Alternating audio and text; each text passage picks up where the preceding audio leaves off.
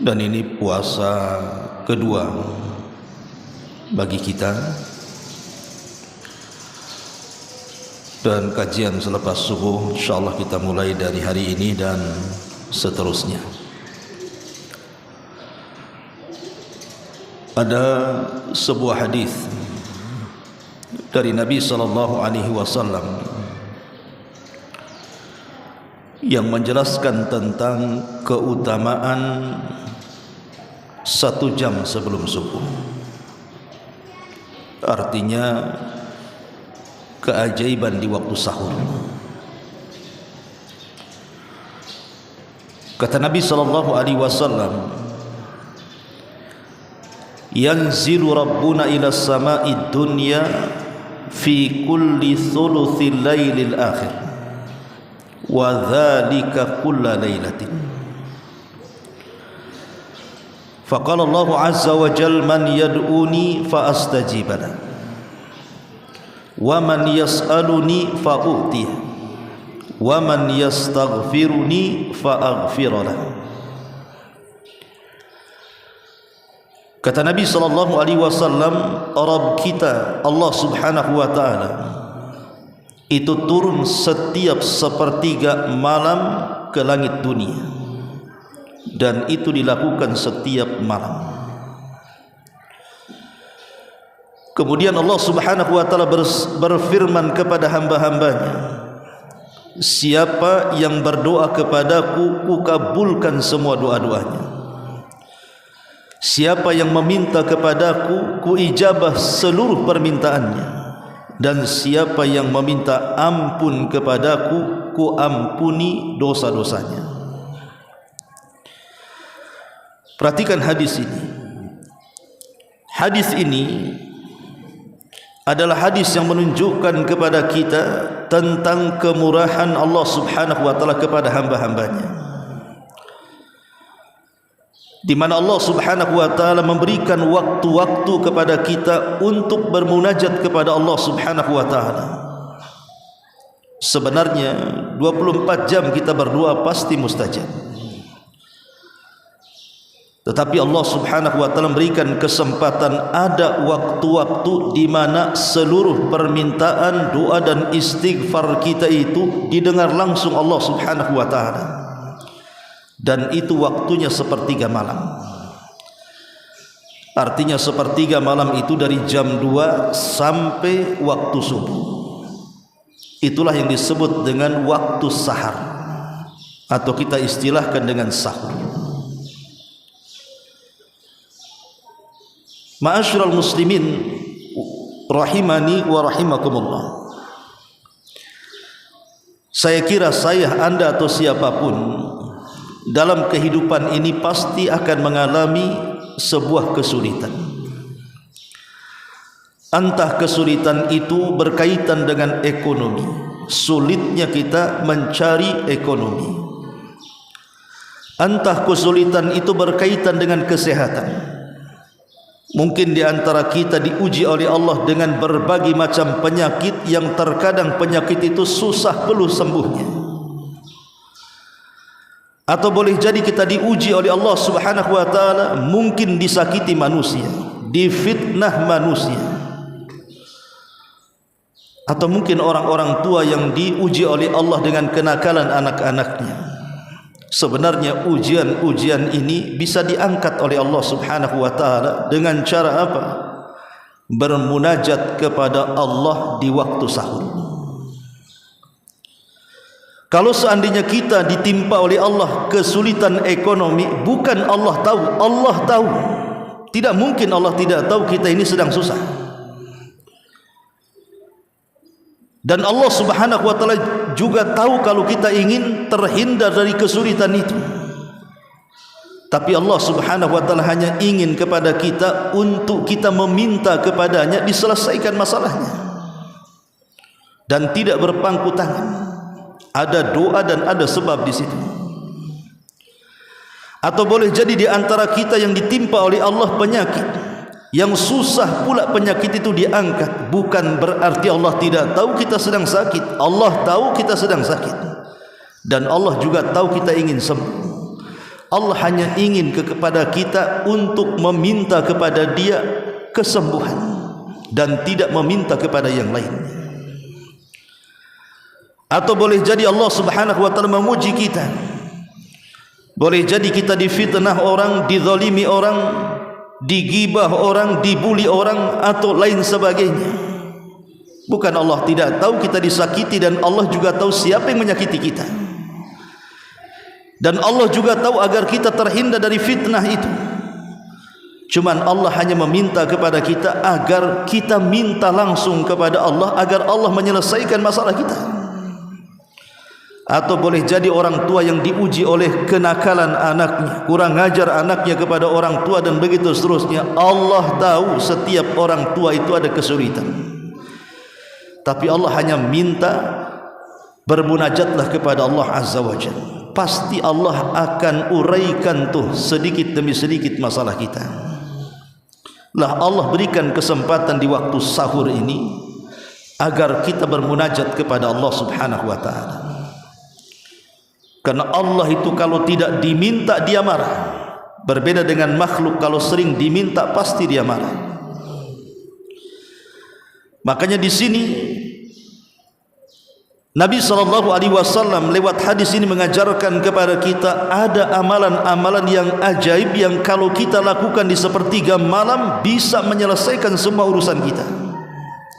Apa saja ibadah-ibadah itu? Yang pertama, tentu dimulai daripada tidur. Sebelum tidur berdoalah kepada Allah Subhanahu wa taala agar Allah membangunkan kita dalam kondisi sehat. Karena betapa banyak orang-orang yang tidur tidak bangun lagi.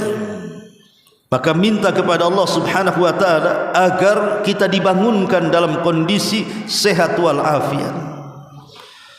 Makanya doa selepas tidur kita diajarkan oleh Nabi sallallahu alaihi wasallam, alhamdulillahilladzi alhamdulillahilladzi ahyana ba'dama amatana wa ilaihin nusyur. Segala puja dan puji bagi Allah yang telah menghidupkan kita setelah Allah mewafatkan kita. Jadi tidur itu disilahkan wafat, karena tidur itu saudara kematian. Berapa banyak orang yang tidur tidak bangun lagi, itu masalahnya. Maka berdoalah kepada Allah sebelum tidur dan setelah tidur. Jadi amalan yang pertama berdoa, berterima kasih kepada Allah karena Allah sudah membangunkan kita. Kemudian yang kedua, ambil wudu, kemudian solat tahajud di situ. Walaupun di bulan Ramadan kita sudah solat tarawih selepas isya, bukan berarti kita dilarang tahajud. Boleh tahajud, asal jangan mengulang witir yang sudah dilakukan. Tahajud itu bisa sifatnya 2 rakaat, bisa sifatnya 4 rakaat, bisa sifatnya 8 rakaat, bahkan tidak terhitung rakaatnya. Karena Nabi SAW yang mengatakan, barang siapa yang ketika tahajud dia membaca 10 ayat, kutiba minal lam yuktab minal ghafilin, maka dia tidak tercatat menjadi hamba-hamba Allah yang lalai. Tapi barang siapa yang menambah ayatnya, kata Rasul, menjadi 100 ayat, lam kutiba lahu minal qanitin, maka dia akan dicatat termasuk hamba-hamba Allah yang taat kepada Allah Subhanahu wa taala. Tapi kalau dia sanggup sampai 1000 ayat, kata Rasul, kutiba lahu minal muqantarin, berarti dia dicatat dia sudah siap untuk menghadapi setelah kematiannya. Subhanallah. Orang yang sanggup salat malam dan dia bisa membaca ayat sampai 1000 ayat lebih, maka dia tercatat menjadi hamba Allah yang siap menghadapi kematian. Artinya memiliki bekal yang cukup. Ma'asyiral muslimin yang dimuliakan Allah Subhanahu wa taala, maka biasakan tahajud, apalagi di bulan Ramadan. Alhamdulillah, Allah mudahkan kita bangun. Di luar Ramadan, bangun di sepertiga malam itu sesuatu yang sangat sulit sekali. Kita harus menghadapi rasa kantuk yang luar biasa. kegelapan di tengah malam, rintangan-rintangan yang begitu berat kalau kita bangun di tengah malam, belum lagi syaitan yang mengganggu kita. Di bulan Ramadan saya pastikan semua orang bisa bangun di sepertiga malam, karena itu waktu sahur. Terkadang ada orang itu yang hanya mementingkan makan sahur saja, padahal di sana ada ibadah yang jauh lebih mulia dibandingkan itu, berdoa dan juga tahajud. Sempatkan berdoa, sempatkan wudu, sempatkan tahajud walaupun 2 rakaat, baru kemudian sahur. Baru selepas itu ada ibadah yang mulia lagi. Apa itu? Perbanyak istighfar. Karena di waktu ini Allah Subhanahu wa taala mengatakan, man yastaghfiruni fa aghfirlah. Siapa yang meminta ampun kepada Allah, ku ampuni dosa-dosanya. Istighfar ini bukan perkara biasa. Ketika kita mengatakan astaghfirullahaladzim, ya Allah ampunilah dosa-dosa kita, ini bukan kalimat biasa. Istighfar itu di situ mengandung 2 makna. Makna yang pertama, kita meminta kepada Allah Subhanahu wa taala agar doa-doa kita atau agar dosa-dosa kita diampuni oleh Allah Subhanahu wa taala dan tidak diazab di akhirat. Makna yang kedua, agar Allah menutupi aib-aib kita. Jadi 2 makna kalau kita katakan ya Allah astaghfirullahaladzim, aku meminta ampun kepada Allah, berarti 1, kita meminta agar dosa-dosa kita diampuni, yang kedua meminta kepada Allah agar aib kita ditutup. Siapa yang tidak punya aib, ikhwan? Kita ini punya aib. Manusia mulia itu karena aibnya ditutup. Kalau Allah Subhanahu wa taala membongkar aib kita di hadapan manusia, semulia apapun manusia di mata manusia tetap akan jatuh. Karena manusia mulia itu karena Allah muliakan, dan manusia hina itu karena Allah hinakan. Seluruh manusia hendak memuliakan kita, kalau Allah menjatuhkan kita tidak mungkin terangkat sama sekali. Sebagaimana satu dunia mau menghinakan kita, kalau Allah angkat derajat kita tidak ada yang bisa menjatuhkannya. Maka istighfar itu artinya meminta kepada Allah agar dosa kita diampuni, dan yang kedua agar aib-aib kita ditutup oleh Allah Subhanahu wa taala. Sehingga dengan tertutupnya aib itu kita dimuliakan di mata manusia dan ada kesempatan meminta kemuliaan di hadapan Allah Subhanahu wa taala. Istighfar sekali 2 kali. Nabi loh, yang sudah jadi nabi, yang sudah diampuni dosanya, yang telah, yang sedang dan yang akan datang saja, setiap hari istighfarnya 70 sampai 100 kali. Itu nabi. Harusnya kita lebih daripada nabi, lebih daripada 100 istighfar. Karena setiap kita ini pasti melakukan dosa. Tidak ada manusia yang tidak terlepas dari dosa, dan tidak ada manusia yang tidak terlepas dari aib. Minta diampuni dosanya dan minta ditutup aibnya. Itu kemuliaan istighfar. Kemudian yang keempat, membaca Quran. Walaupun hanya seayat 2 ayat, selembar 2 lembar jadilah. Karena orang yang membaca Al-Quran di waktu sahur itu disaksikan para malaikat. Allah Subhanahu wa taala yang mengatakan, inna Qur'an al-fajri kana mashhuda. Sesungguhnya bacaan Al-Quran di waktu fajar itu disaksikan para malaikat. Kalau malaikat menyaksikan kita, ini sebuah kemuliaan. Saya kira seayat 2 ayat, 3 atau 4 ayat itu bukan perkara berat bagi kita untuk membacanya. Tapi lihat kemuliaannya, para malaikat menyaksikan dan mendoakan kebaikan untuk hamba-hambanya yang membaca Quran di waktu sahur itu. Bahkan diriwayatkan dari Abu Hurairah radhiyallahu anhu. Kata Abu Hurairah radhiyallahu anhu, Nabi SAW bersabda bahwa amalan hamba itu akan diangkat di 2 waktu. Pertama waktu asar, dan yang kedua di waktu fajar. Maka barang siapa yang sanggup membaca Quran, bacalah Al-Quran di waktu itu, kata Abu Hurairah. Jadi ini kesempatan berat, bahwa di waktu itu bukan waktu yang sangat biasa, tapi luar biasa, bisa menyelesaikan urusan kita. Ada kesempatan untuk berdoa kepada Allah Subhanahu wa taala, minta apa yang kita akan minta. Di situ juga ada kesempatan untuk tahajud, di situ juga ada kesempatan untuk istighfar, dan di situ juga ada kesempatan untuk membaca Quran. Bahkan Nabi Allah Ya'qub alaihi salatu wassalam, ketika putra-putranya yang menyakiti Nabi Yusuf alaihi salatu wassalam, mereka tobat setelah berjumpa Yusuf di Mesir. Kemudian mereka meminta maaf kepada ayahnya. Maka Ya'qub mengatakan, mintalah ampun kepada Allah akan kesalahan kalian, dan saya akan berusaha untuk mengistighfarkan, memintakan ampun akan dosa-dosa kalian kepada Allah subhanahu wa ta'ala. Sebab itulah Nabi Ya'qub selalu membangunkan anak-anaknya setiap waktu sahur, kemudian meminta anak-anaknya untuk mengaminkan setiap istighfar dia kepada Allah subhanahu wa ta'ala akan dosa-dosa mereka semuanya. Kenapa? Karena waktu itu adalah waktu yang berkah. Bukankah Rasul yang mengatakan tasahharu fa inna fi sahurikum barakah? Makan sahurlah kalian, karena dimakan sahur itu ada berkah. Ya, karena waktu itu waktu berkah. Waktu turunnya Allah di sepertiga malam akhir, dan itu setiap malam.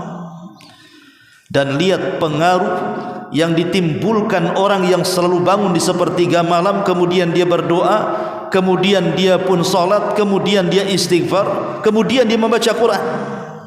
Apa kata Nabi SAW? Syaitan itu akan datang kepada tengkuk setiap kalian di waktu tidur, kemudian akan mengikat 3 ikatan di leher kita. Setiap ikatan yang diikatkan setan di tengkuk kita itu, setan akan mengatakan, tidurlah karena malam masih panjang. Karena setan itu tidak menghendaki kita bangun di sepertiga malam. Kalau bisa dia disuruh bangun selepas subuh. Itu maunya setan. Tapi Nabi SAW mengatakan, fa idza staiqadha, kalau dia bangun, kemudian wa dzakarallah, dia pun berzikir dan berdoa kepada Allah, halat lahu uqdah, maka satu ikatan setan akan terurai. Wa idza tawaddaa halat uqdah, kalau dia kemudian berwudu, maka hilang 2 ikatan. Wa idza shalla halat uqdah, maka kalau dia salat, 3-tiganya akan hilang. Lalu apa yang terjadi?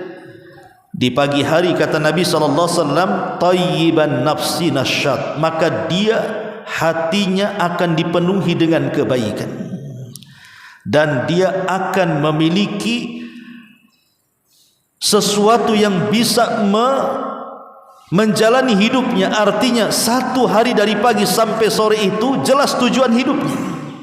Kalau dia ada masalah, maka Allah uraikan masalahnya. Kalau ada keinginan, maka Allah kabulkan keinginannya. Tapi sebaliknya kata Nabi SAW, kalau dia tidak berzikir, tidak berwudu, tidak salat, tidur, kemudian dia bangun selepas subuh, maka Rasul mengatakan khabithan nafsi kaslan, maka jiwanya akan buruk dan akan banyak masalah yang terkadang masalah itu tidak tahu dari mana pokok masalahnya. Tahu-tahu banyak masalah saja, tidak tahu juntrungannya. Dia tidak buat masalah, tahu-tahu datang masalah. Dia tidak menyebabkan sebuah masalah, tahu-tahu datang masalah. Masalah itu akan terus melilit dia dari mulai subuh sampai waktu sore, dan dia akan sulit keluar dari masalah itu. Lihat bagaimana waktu sahur itu menentukan kebahagiaan kita di dunia khususnya, dan tentu di masa depan kelak ketika berjumpa dengan Allah Subhanahu wa ta'ala. Maka jadikan waktu sahur di bulan Ramadan ini kesempatan. Kalau di luar Ramadan saja sedemikian luar biasa keutamaannya, maka di dalam Ramadan tentu lebih besar lagi keutamaan waktu sebelum subuh ini. Subhanakallah bihamdika, asyhadu an la ilaha illa anta, astaghfiruka wa atubu ilaik. Allahu ta'ala alam. Assalamualaikum warahmatullahi wabarakatuh.